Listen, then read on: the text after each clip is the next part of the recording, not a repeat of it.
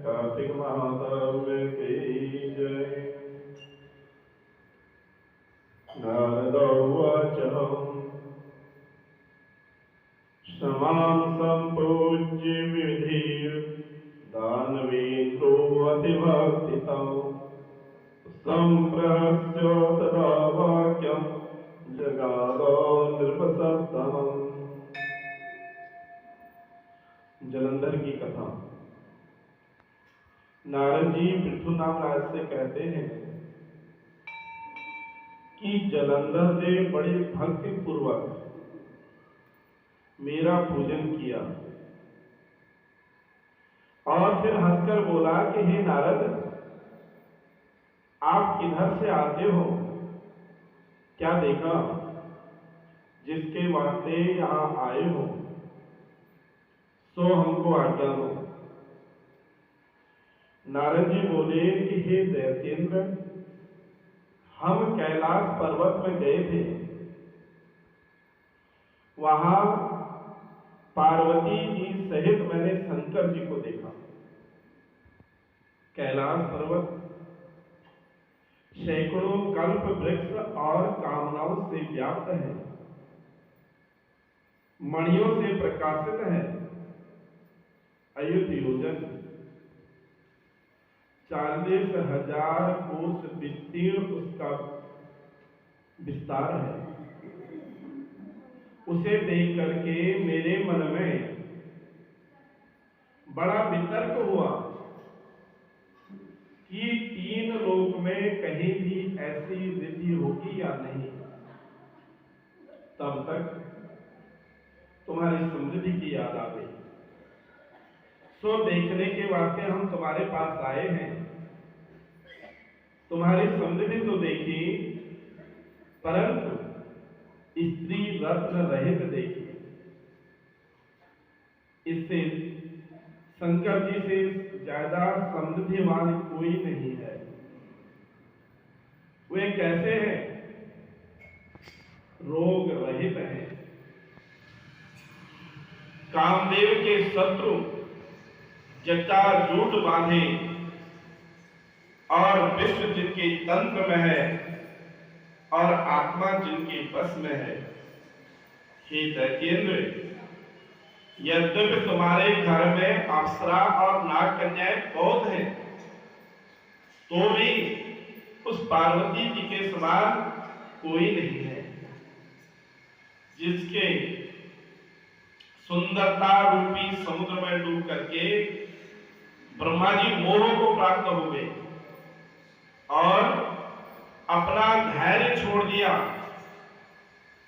उस पार्वती की उपमा दूसरे से कैसे की जाए, अर्थात किसी से नहीं की जा सकती। अरे हे जलंधर,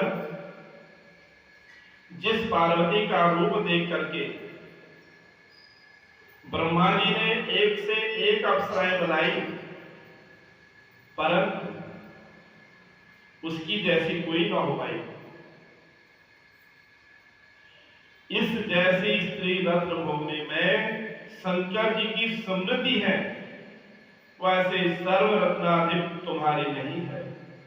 इस तरह नारद जी पृथ्वीनाथ राजा से कहते हैं कि ऐसा बोल करके नारद जी कहते मेरे चले जाने पर पार्वती के रूप का बखान सुन करके जलंधर काम ज्वर से पीड़ित हुआ और तब विष्णु जी की माया से मोहित जलंधर ने राहु को बुला करके शंकर के पास भेजा। सो राहु चंद्र सदृश बन करके अपने तम से कालेपन से काला करता हुआ कैलाश पर्वत पर पहुंचा। द्वार में द्वारपाल नंदी ने रोका। उसके बाद शंकर जी की आज्ञा से नंदी राहु को लेकर के शंकर जी के पास गया। फिर शंकर जी ने राहु को देखकर अपने भौं हिला करके उसे बोलने की संज्ञा दी, बोलने का आदेश दिया। तब राहु बोलने लगा कि हे वृषभध्वज, देव पन्नग सैव्य व त्रिलोक के तथा सब रत्नों के स्वामी जलंधर का हुक्म सुनो। हे संसारवासी, हड्डियों की मालाएं पहनते, भस्म शरीर पर रमाए हुए तुम्हारी ऐसी सुंदर स्त्री पार्वती कैसे? तुम्हारी औरत ऐसी सुंदर है और तुम दिगंबर धूल लगाए, जटा रखाए, योग में रत रहते हो। इसलिए यह पार्वती तुम्हारे योग्य नहीं है। और सब रत्नों के मालिक हम हैं,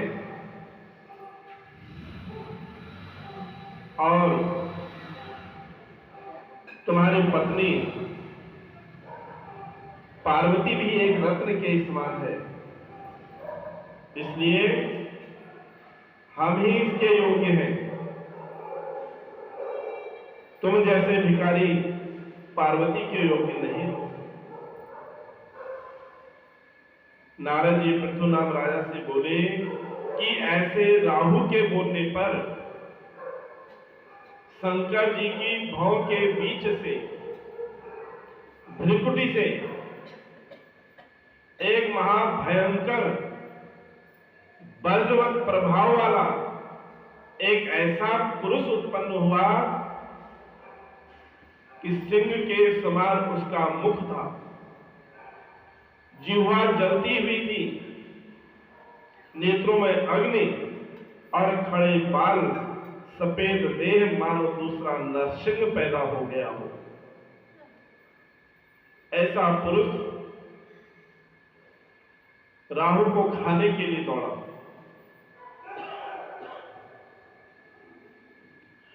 राहु देखते ही भागा। भागते ही राहु को पुरुष ने पकड़ लिया।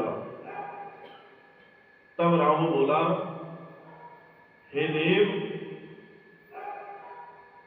हे महादेव, मैं ब्राह्मण हूं, मुझको खाने यहां आया है। हे प्रभु, हमारी रक्षा करो। तब महादेव राहु के वचन सुन उस पुरुष को रोक करके बोले, अरे इसे मत मारो, यह दूसरे का भेजा हुआ दूत है।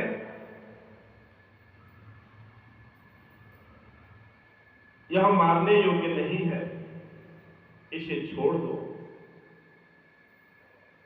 ऐसा सुन करके उस पुरुष ने राहु को पकड़कर आकाश में गैद की तरह उछाल दिया। ऐसा राहु को छोड़कर वह पुरुष शंकर जी से बोला कि हे स्वामी,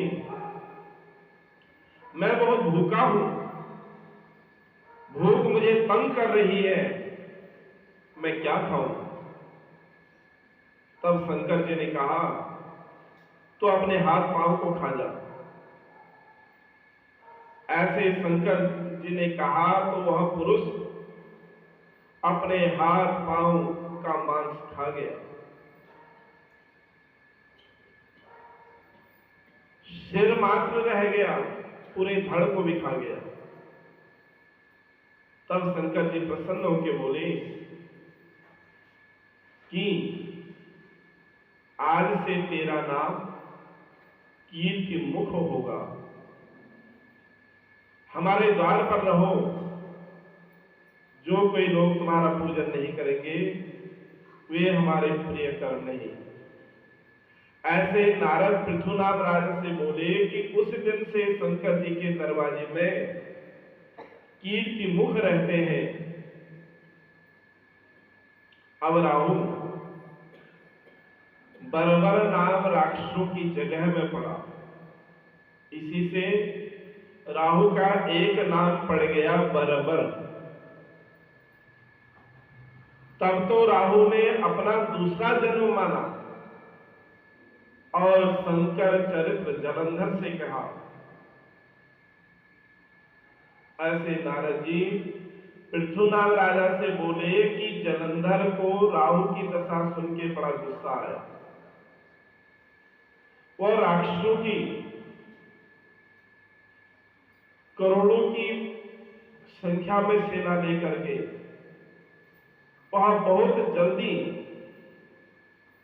कैलाश के लिए निकला। निकलने के वक्त एकांश शंकर शुक्राचार्य आगे आए और अंग भंग राहु आगे आया और मुकुट जमीन पर गिर गया। ऐसे अनेक अपशकुन हुए।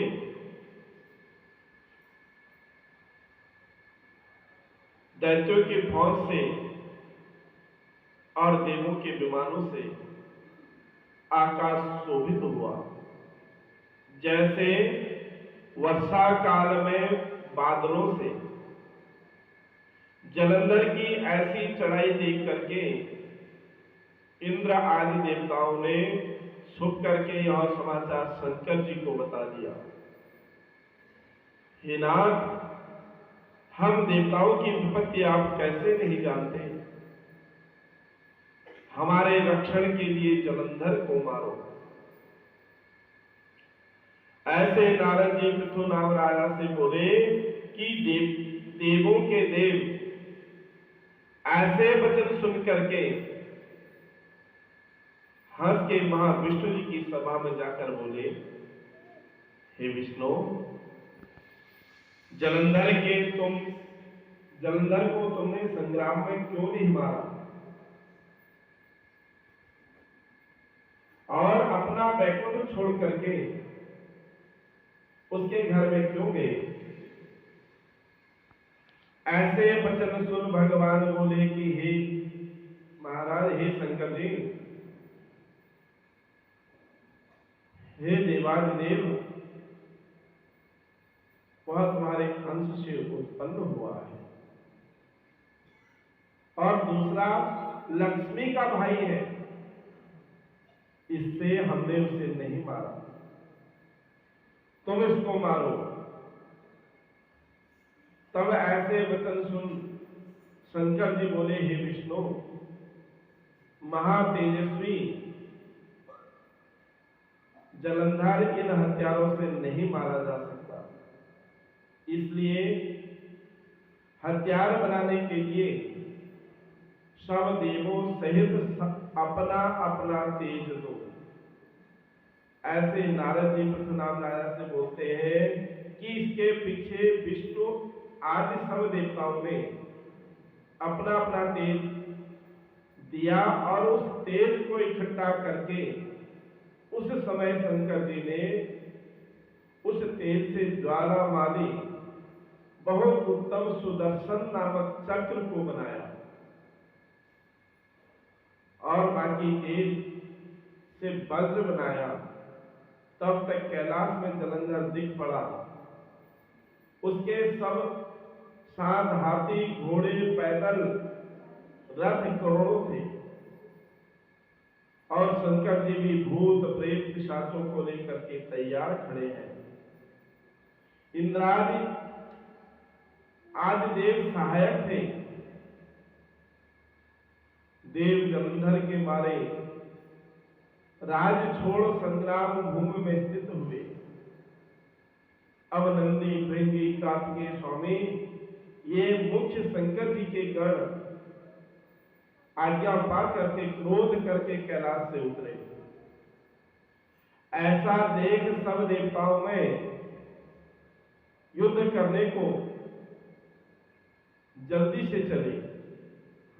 उसके पीछे शंकर जी के गणों से और दैत्यों में महाघोर संग्राम हुआ, जिस युद्ध में ढोलों के, शंखों के, मृदंगों के, रथों के, घोड़ों के, हाथियों के तथा वीरों के शब्द से पृथ्वी कंपायमान हो गई।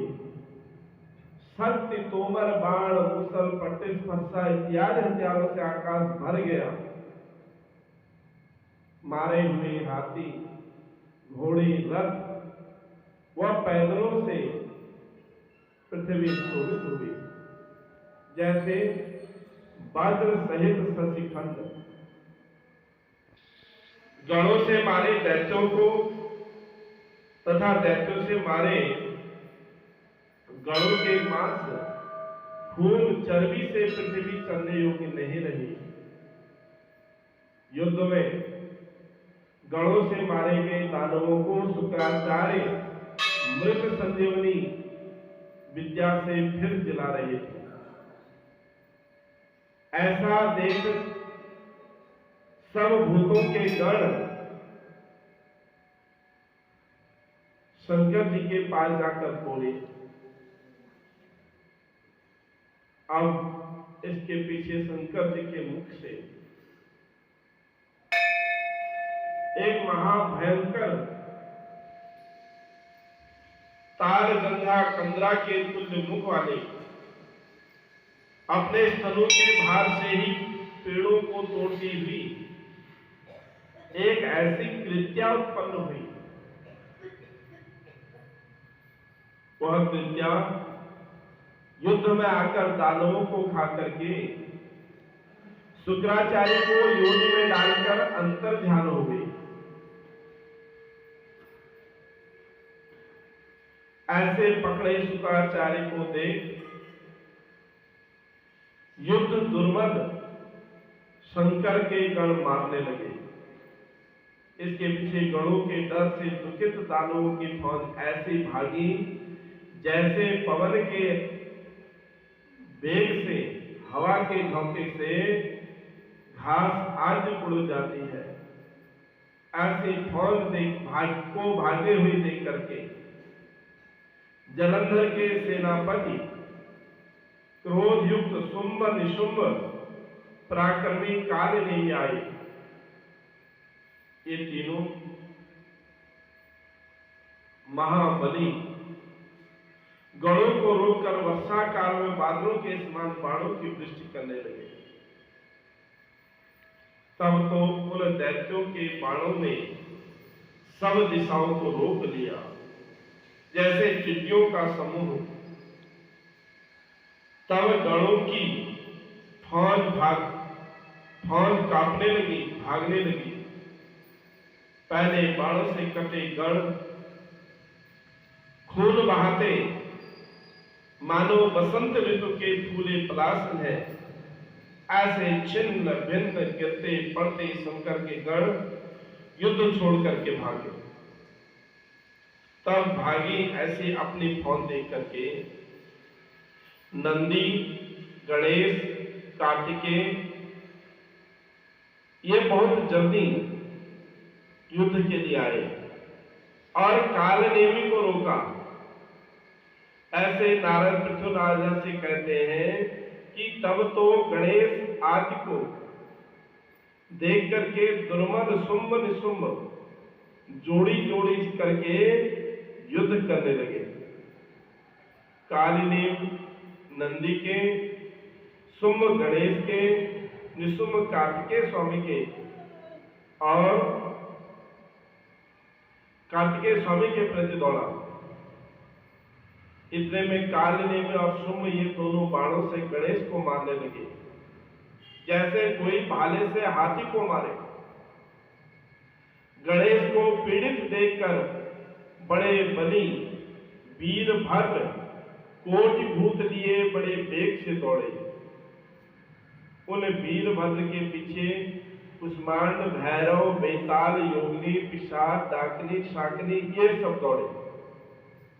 तब किलकिलाहट, घुरघुराहट, सिंह गर्जना, डमरू शब्दों से पृथ्वी कांपने लगी। तब भूत और प्रेत नाचते कूदते दानवों को खाने लगे। अप्सराएं नाचने लगी। तब निशुंभ ने कार्तिकेय स्वामी के मोर को 5 बाण खींच के मारे तो वह मूर्छित हो गिर पड़ा और कार्तिकेय स्वामी जब तक अपनी शक्ति देवे तब तक निशुंभ ने बड़े वेग से अपनी शक्ति से उन्हें मारा। तब तो नंदी ने कालनेम के घोड़ों को 7 बाणों से मारा। एक बाण से साथी को मार गिराया।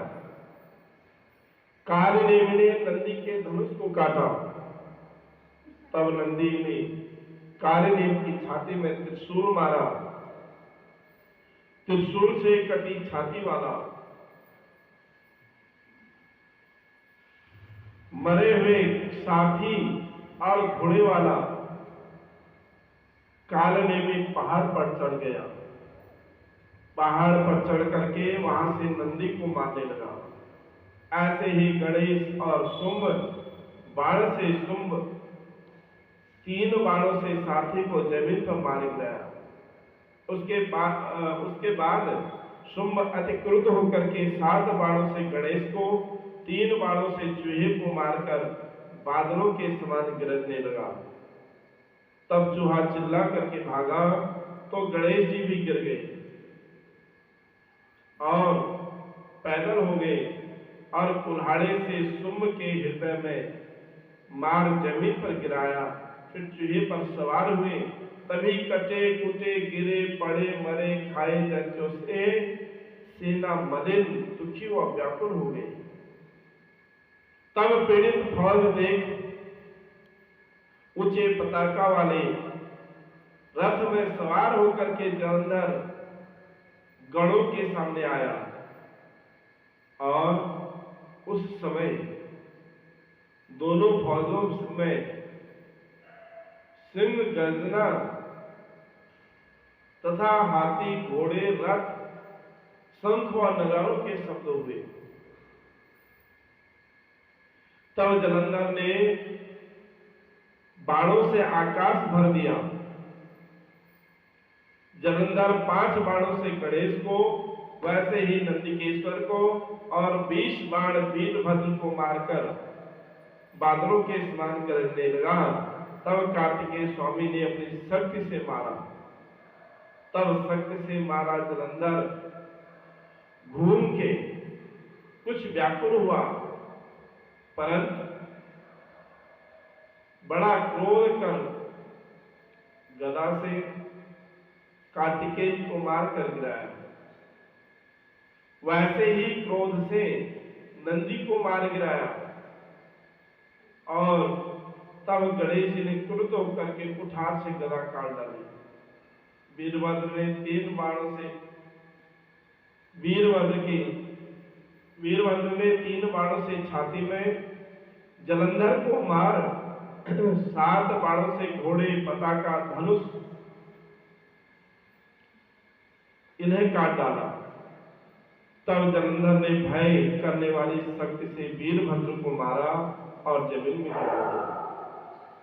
गणेश को भी गिराकर दूसरे रथ में सवार हुआ। तब जलंधर और वीरभद्र का परस्पर युद्ध हुआ। वीरभद्र ने जलंधर के घोड़ों को गिराकर धनुष काट दिया और परिघ लेकर के युद्ध करने लगा। तब दैत्य ने परिघ से मस्तक में वीरभद्र को मारा। वीरभद्र मुख से रक्त छोड़ते हुए जमीन पर गिर पड़ा। गिरे वीरभद्र को देख महादेव के गण रण छोड़ करके भागते हुए चिल्लाते हुए शंकर जी के पास गए और महादेव जी गणों का कोलाहल सुन करके बैल में सवार होकर के हंसते हंसते युद्ध करने के लिए आए। अब रुद्र को आया हुआ देख करके गण सिंहनाद करके फिर लौटे।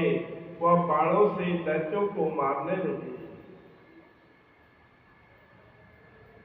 तब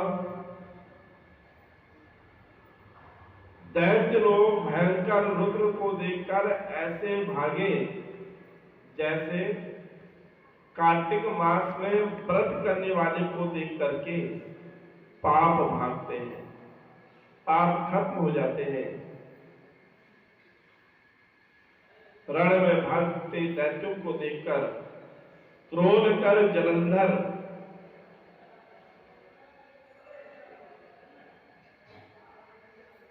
महादेव के सामने आया।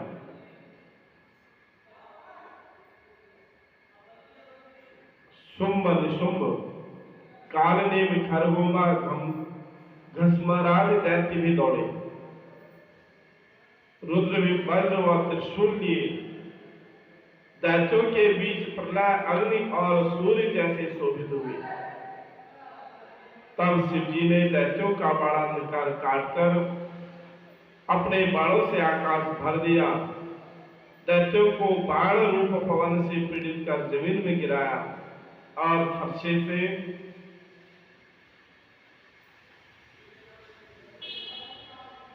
शुंभ निशुंभ को मार करके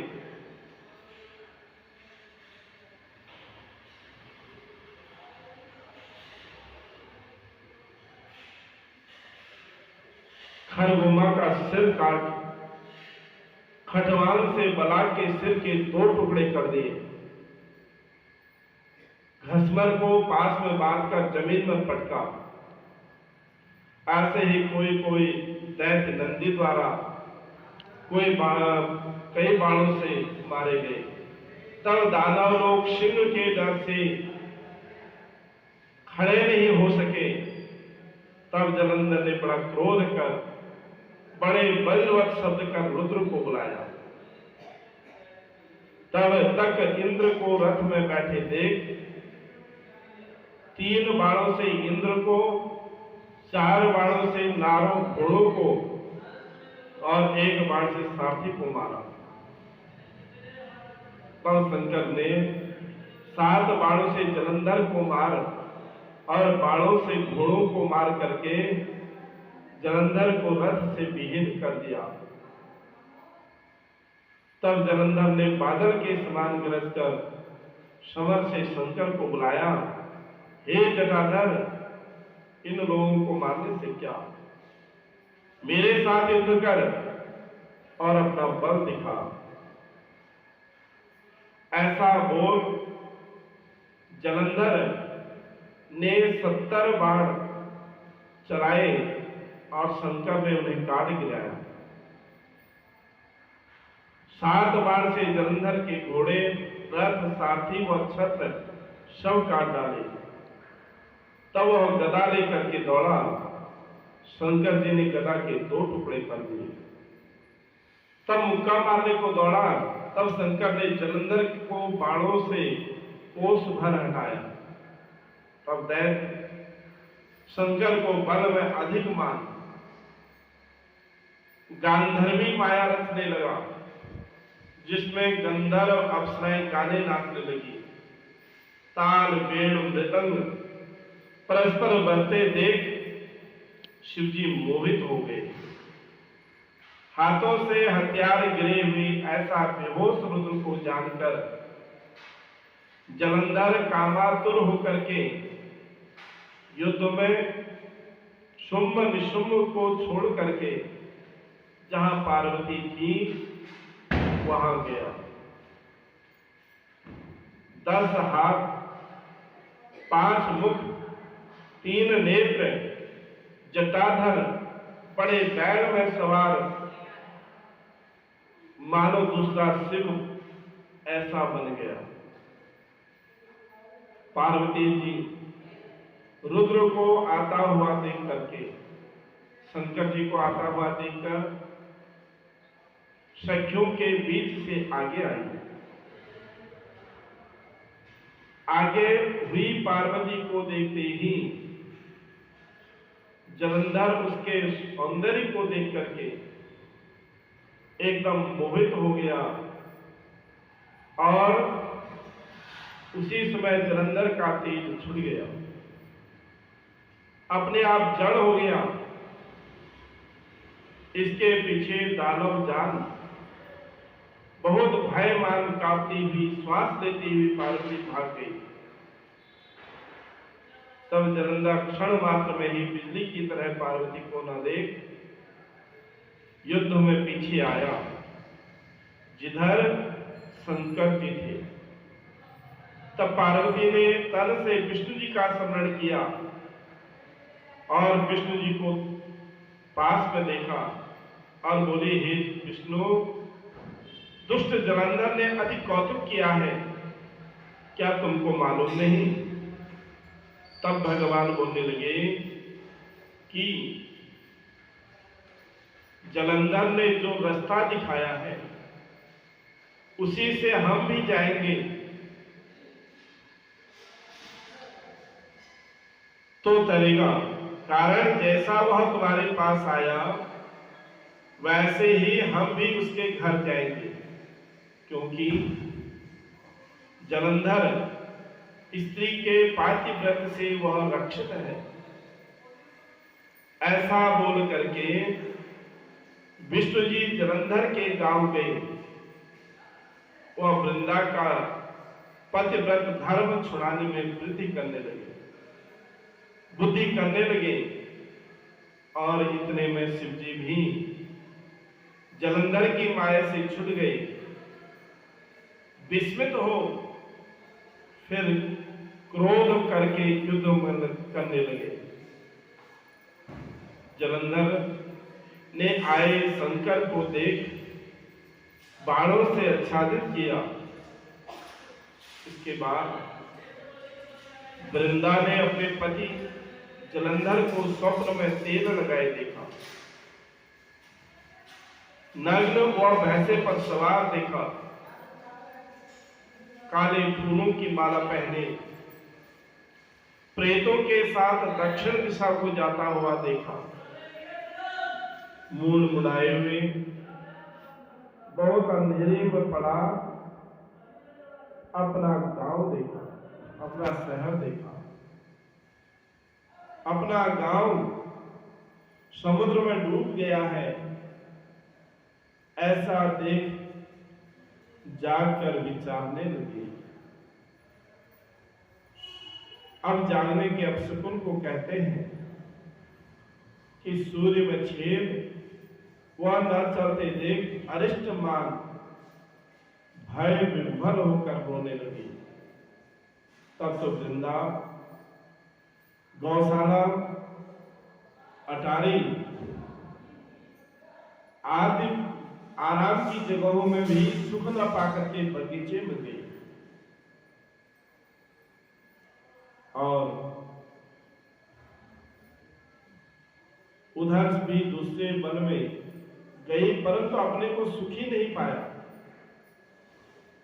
तब घूमती हुई वृंदा ने सिंह मुख के 2 राक्षस देखे। तब भागी तो एक चेला सहित तपस्वी मौनी बाबा को देखा। फिर डर के, हे मुनि मेरा रक्षण करो, ऐसा कह करके उन मुनि के गले चिपट गई। तब मुनि ने डरी वृंदा को देखकर हुंकार से ही घोर राक्षसों को दूर हटा दिया। तब हुंकार से डरे राक्षसों को देख दंडाकार प्रणाम कर मुनि से बोलने लगी कि हे कृपानिधि, तुमने मेरी रक्षा की है, अब मैं अपने पति के हार जीत को जानना चाहती हूं। हे प्रभु, जलंधर नाम मेरा स्वामी शंकर जी से युद्ध करने को गया है, सो कैसा होगा, सो कहो। तो नारद जी पृथ्वीनाथ राज से कहते हैं कि मुनि ने वृंदा की बात सुन करके बड़ी कृपा करके ऊपर की ओर देखा। इतने में 2 बंदर प्रणाम कर आगे खड़े हुए। पीछे मुनि ने अपने भाव हिला करके संज्ञा से आकाश में जाए, आधे क्षण में बंदर फिर आए। तब वृंदा बंदरों को जलंधर का सिर शरीर लिए देख दुख से बेहोश सी जमीन में गिर गई। तब मुनि ने कमंडल के जल से वृंदा को सींचा और होश में किया। तब वृंदा अपने पति के माथे से माथा लगाए रोने लगी। ऐसे रो के वृंदा उस मुनि से बोली कि हे प्रभु, जो मेरे सुख पूर्वक बातों से आनंद करता था, आज बिना अपराध में से क्यों नहीं बोलता? जिसने देव, गंधर्व, विष्णु सहित तीनों लोक जीत लिए, स्वयं तपस्वी से कैसे मारा गया? हे मुनि, तुम समर्थ हो, इसको दोबारा जिंदा करो। ऐसी वृंदा की बात सुनकर के हंसते हंसते मुनि बोले कि शंकर के मारे को जलाने में हम समर्थ नहीं हैं, तो भी तुम्हारे ऊपर उपकार करके इसे दोबारा जिंदा करते हैं। ऐसे बोल के मुनि अंतर ध्यान हो गए कि जलंधर उठ प्रसन्न मन वृंदा का आलिंगन कर मुख चूमने लगा। इसके पर पीछे वृंदा भी पति को देख करके आनंदित हो उस वन में उसके साथ बहुत काल तक रमती रही। ऐसा कोई दिन कई दिनों बाद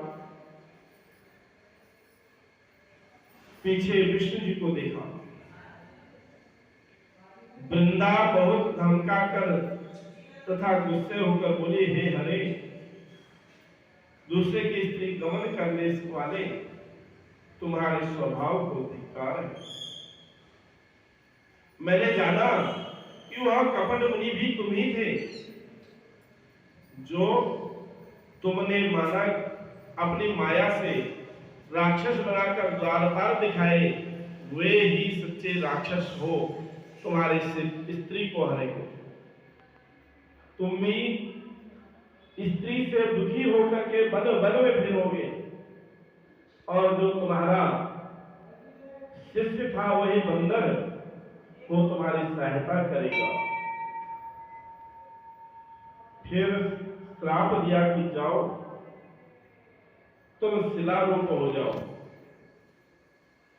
तब विष्णु जी बोले कि हे वृंदा,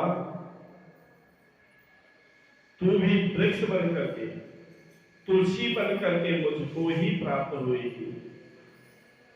इसके पीछे जलंधर में मन लगा करके वृंदा अग्नि में घुस गई। विष्णु जी ने बहुत रोका परंतु नहीं मानी। उसके बाद विष्णु जी वहीं वृंदा की याद करते हुए उसी की चिता में भस्म में लौटते उसी जगह स्थित रहे। देव और सिद्ध लोगों ने बहुत समझाया तो भी शांत नहीं हुए। नारद जी पृथ्वीनाथ राजा से बोले कि जलंधर ने अधिक बलि शंकर जी को देख माया से पार्वती को बनाया। तब रथ के ऊपर शुंभ निशुंभ से मारी जा रही पार्वती को देख अपने बल को भूल करके शंकर जी नीचे के मुंह करके खड़े हो गए, चुपचाप खड़े हो गए। तब जलंधर ने शंकर जी के सिर में, छाती में, पेट में खींच करके बाण मारे। ऐसे रुद्र को शंकर जान विष्णु जी आए और सब दैत्यों की माया बताई। ऐसी माया जान महाज्वाला माली शंकर भयंकर हो गए। ऐसे रूप को देखकर सब दानव लोग दसों दिशाओं को वह आकाश में भागे। शंकर जी के सामने खड़े ना हो सके। विष्णु जी वृंदा की चिता को गए पीछे शंकर जी ने क्रोध करके सुदर्शन चक्र चलाया तो जलंधर की ओर चला और जलंधर का सिर काट करके जमीन में डाल दिया। शरीर भी रथ से जमीन को शब्दित करते हुए गिर पड़ा। अब जलंधर का तेज शंकर में और वृंदा का पार्वती में लीन हो गया। इसके पीछे ब्रह्मादि देव प्रसन्न होकर के सिर से शंकर जी को प्रणाम करके बोले कि विष्णु जी का चरित्र सुनो। हे महादेव, तुमने शत्रु से देवों को बचा लिया है, परंतु अभी कुछ और हुआ है, उस पे हम लोग क्या करें। विष्णु जी वृंदा की सुंदरता में मोहित हो गए हैं। ऐसे सुन शंकर जी बोले कि विष्णु जी का मोह छुड़ाने के लिए तुम सब लोग आदि माया भगवती की शरण में जाओ, वो तुम्हारा काम कर देंगे। ऐसे नारद पृथ्वीराज से बोलने लगे और इतना बोल करके शंकर जी अंतर ध्यान हो गए। देवता लोग देवी की स्तुति करने लगे। उत्पत्ति पालन विनाश का कारण सतोगुण रजोगुण तमोगुण जिससे उत्पन्न हुए हैं, जिसकी माया जिसकी इच्छा से ही सब जगत उत्पन्न होता है, उस प्रकृति को हम नमस्कार करते हैं। और जिसने 23 रूप धारण कर पालन किया, जिससे रूप कर्मों को जड़ और स्त्रियों की कथा ब्रह्मादि देव भी नहीं जानते, उसको नमस्कार है। जिसके भक्त लोग दरिद्र अनादर को मोह को भी नहीं पाते, उस मूली रूप को नमस्कार है।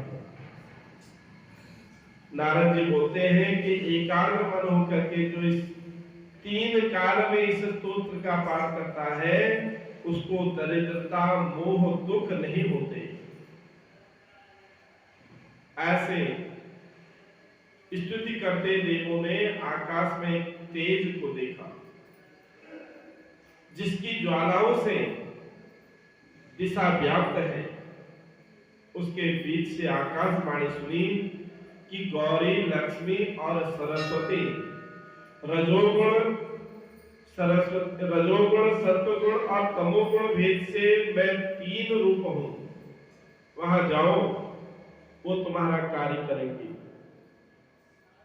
ऐसे देवों को सुनते ही वह तेज अंतर ध्यान हो गया। भक्ति तत्पर देव गौरी लक्ष्मी और सरस्वती को प्रणाम करने लगे और वृंदा की भस्म विष्णु जी को बताया। तब 3 देवियों ने 3 बीज दिए और बोले, इन बीजों को जिधर विष्णु जी गए हैं उधर हो, तब तुम्हारा काम सिद्ध होगा। तब प्रसन्न देवता बीजों को लेकर वृंदा की भस्म में जिधर विष्णु जी थे उधर गए, फिर बोए। उन 3 बीजों से आंवला, मालती, तुलसी ऐसे 3 पेड़ हुए। रजोगुण रूप सरस्वती से आंवला, सतोगुण रूप लक्ष्मी से मालती और तमोगुण रूपी गौरी से तुलसी उत्पन्न हुई। स्त्री रूप तीनों पेड़ों को देख करके विष्णु जी आनंदित होकर के उठे और कामासक्त होके जैसे विष्णु ने देखा वैसे ही तुलसी और आंवले ने देखा। लक्ष्मी ने पहले ईर्ष्या से बीज दिया था, इससे मालती ईर्ष्या युक्त हुई और पहले अतिनिंद बरबरी हो गई। तुलसी आंवला विष्णु जी को प्रिय हुए, तब विष्णु जी दुख छोड़ करके तुलसी आंवला सहित वैकुंठ को चले गए और कृष्ण की अति कृपा अति प्रिया वृंदा ने तुलसी होकर के सारे ग्राम में पूजा का सहयोग पाया।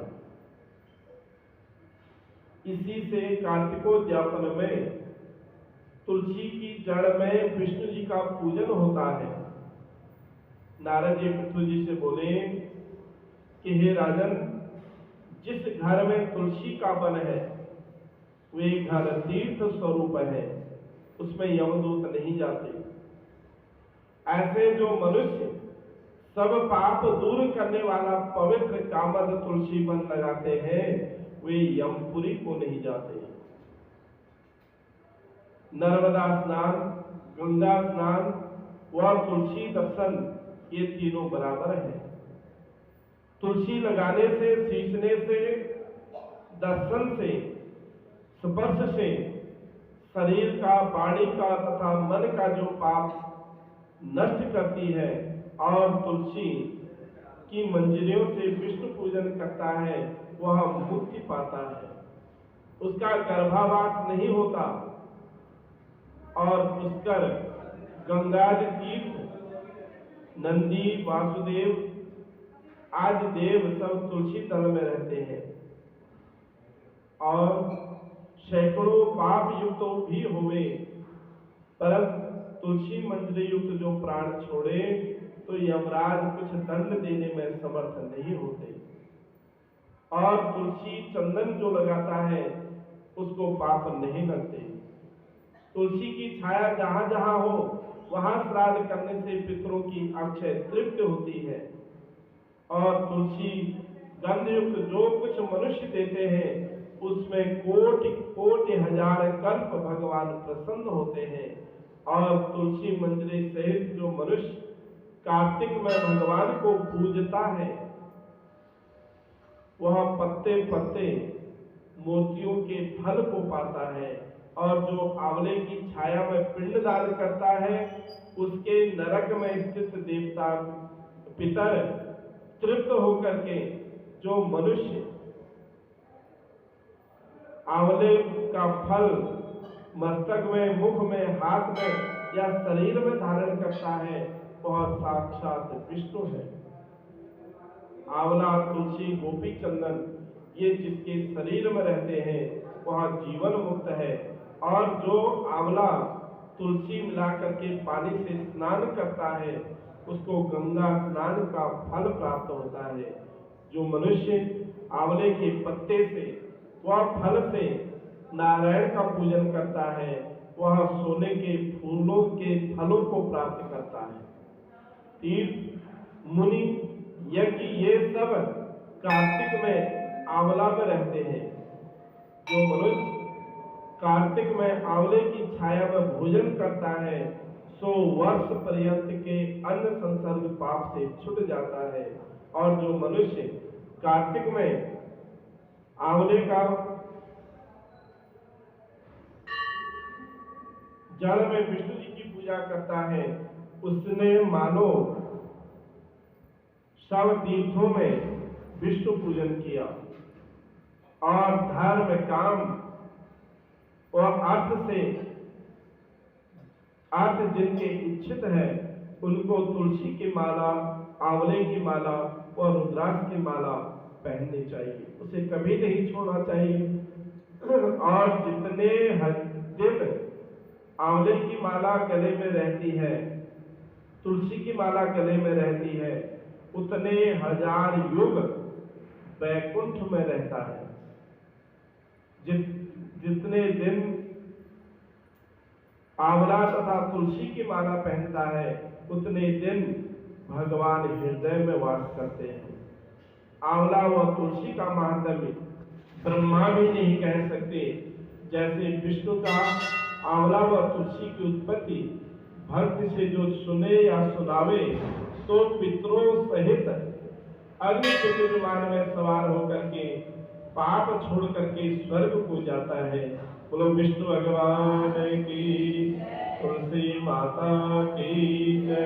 तुलसा महारानी नमो नमो जग की कल्याणी, नमो नमो तुलसा महारानी, नमो नमो जग की कल्याणी, नमो नमो तुम जीवन के कार्य सवारे तुम देवन के काज सवारे सेवक रहते शरण तुम्हारे सेवक रहते शरण तुम्हारे सब सुख तुम नारे नमो नमो तुलसी महारानी नमो नमो जग की कल्याणी नमो नमो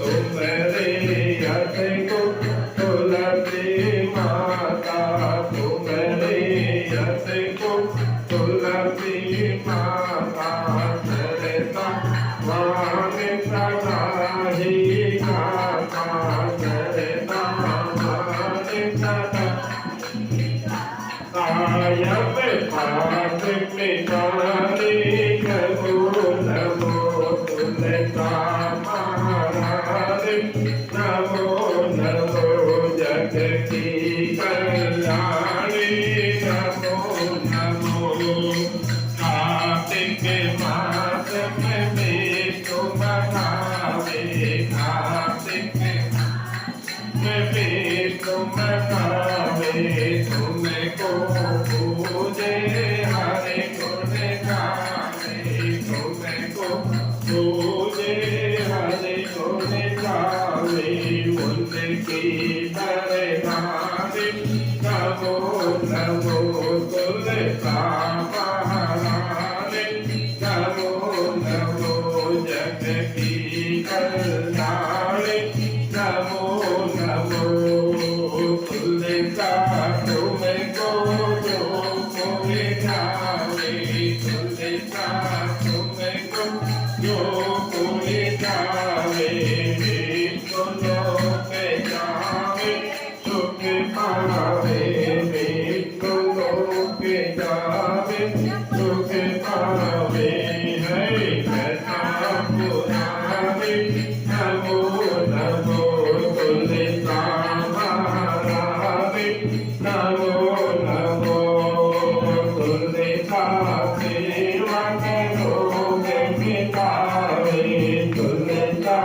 सेवा रोग मिटावे त्रिभुवन पति जिनको लगावे त्रिभुवन पति जिनको लगावे हरे हृदय मानी नमो नमो तुलसा महारानी नमो नमो जग की कल्याणी नमो नमो तुलसा महारानी नमो नमो बोलो तुलसा माता की जय गंगा मैया की जय गौ माता की भारत माता की जय गजानन गणेश भगवान की पवन सुत हनुमान की श्यावर रामचंद्र भगवान की